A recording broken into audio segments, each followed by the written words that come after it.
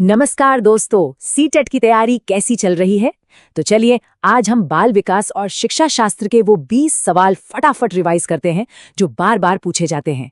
इसे एक rapid fire master class समझिए जो आपकी तैयारी को एकदम पक्का कर देगी।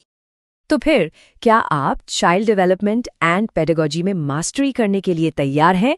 क्या बात है! तो चलिए पूरे कॉन्फिडेंस के साथ इस रिवीजन सेशन को शुरू करते हैं। आज हम 5 मेन टॉपिक्स पर बात करेंगे। पहले विकास के सिद्धांत, फिर पियाजे और वाइगॉत्स्की जैसे बड़े सिद्धांतकार, उसके बाद नैतिकता, बुद्धि और प्रेरणा को समझेंगे। फिर समावेशी कक्षा पर बात करेंगे और आखिर में टीचर के रोल और मूल्यांकन को देखेंगे। समझ लीजिए ये हमारी तैयारी का पूरा रोड मैप है। चलिए शुरू करते हैं अपने पहले हिस्से से, यानी विकास के सिद्धांतों से। देखिए, इन बेसिक प्रिंसिपल्स को समझना ये सीखने की सबसे मजबूत नींव है। तो सबसे पहली और सबसे जरूरी बात, विकास और सीखना यानी डेवलपमेंट और लर्निंग एक चीज नहीं है। देखिए, विकास एक बहुत बड़ी प्रक्रिया है। इसमें शारीरिक और मानसिक मतलब क्वालिटेटिव और क्वांटिटेटिव दोनों तरह के बदलाव आते हैं। वहीं दूसरी तरफ लर्निंग का मतलब है अनुभव से हमारे व्यवहार में जो बदलाव आता है। अच्छा, अब एक सवाल जो बहुत बार आता है, विकास किस क्रम में होता है? इसके 2 मुख्य क्रम हैं। पहला है सेफेलोकॉर्डल मतलब सिर से पैर की तरफ, और दूसरा है प्रॉक्सिमोडिस्टल यानी शरीर के बीच से बाहर की तरफ। ये दोनों नाम, इनको तो एकदम याद कर लीजिए, एग्जाम के लिए बहुत जरूरी हैं। ठीक है, तो विकास के सिद्धांत तो हमने समझ लिए। अब आगे बढ़ते हैं और देखते हैं कि बच्चे असल में सीखते और सोचते कैसे हैं। और जब भी इसकी बात आती है, 2 नाम सबसे पहले आते हैं, जॉन पियाजे और वाइगॉत्स्की। पियाजे का सबसे मेन आइडिया क्या था?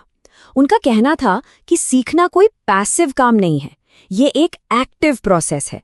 मतलब बच्चे सिर्फ सुनकर या देखकर नहीं सीखते, वो खुद एक्टिवली हिस्सा लेकर ज्ञान बनाते हैं।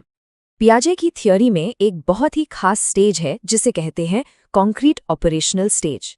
ये स्टेज आती है करीब 7 से 11 साल की उम्र में। इस उम्र में बच्चा उन चीजों के बारे में लॉजिकली सोचना शुरू कर देता है जो उसके सामने है, मतलब कॉन्क्रीट हैं। अच्छा, अब एक सवाल बताइए, कंजर्वेशन यानी संरक्षण का कॉन्सेप्ट किसने दिया था? जरा सोचिए, ये बहुत ही इंपॉर्टेंट कॉन्सेप्ट है। बिल्कुल सही, इसका जवाब है जीन पियाजे। ये उन्हीं का आइडिया था कि अगर किसी चीज का आकार या रूप बदल भी जाए तो उसकी मात्रा वही रहती है। चलिए अब पियाजे से आगे बढ़कर वाइगॉत्स्की पर आते हैं, और उनका सबसे फेमस कॉन्सेप्ट है ZPD यानी जोन ऑफ प्रॉक्सिमल डेवलपमेंट। बहुत आसान भाषा में कहें तो ये बस वो गैप है कि एक बच्चा अकेले क्या कर सकता है और किसी की मदद से क्या-क्या सीख सकता है। वाइगॉत्स्की का ये मानना था कि कोई भी लर्निंग वो पहले सोशल लेवल पर होती है और उसके बाद बच्चा उसे अपने अंदर उतारता है। मतलब सीखने की शुरुआत हमेशा समाज और दूसरों के साथ बातचीत से होती है। तो हमने ये तो देख लिया कि बच्चे सीखते कैसे हैं। अब जरा सीखने वाले के अंदर झांकते हैं। इस सेक्शन में हम 3 बहुत जरूरी चीजों पर बात करेंगे, मोरालिटी, इंटेलिजेंस और मोटिवेशन। कोलबर्ग की मॉरल डेवलपमेंट थ्योरी का जो पहला लेवल है उसे कहते हैं प्री कन्वेंशनल मोरालिटी। इस लेवल पर बच्चे के लिए सही गलत का मतलब बस इनाम और सजा से होता है, जैसे पनिशमेंट से बचने के लिए सही काम करना। ये जो आइडिया है कि इंटेलिजेंस सिर्फ एक तरह की नहीं होती, इसे कहते हैं थ्योरी ऑफ मल्टीपल इंटेलिजेंसेस, और ये थ्योरी दी थी हावर्ड गार्डनर ने। उनका मानना था कि इंटेलिजेंस कई अलग अलग तरह की होती है। अच्छा, इंटेलिजेंस को नापने का एक क्लासिक फॉर्मूला है IQ का। ये फॉर्मूला क्या है? मेंटल एज को क्रोनोलॉजिकल एज से डिवाइड करके 100 से मल्टीप्लाई कर दो। सिंपल सा फॉर्मूला है, याद रखिएगा। अब बात करते हैं मोटिवेशन की।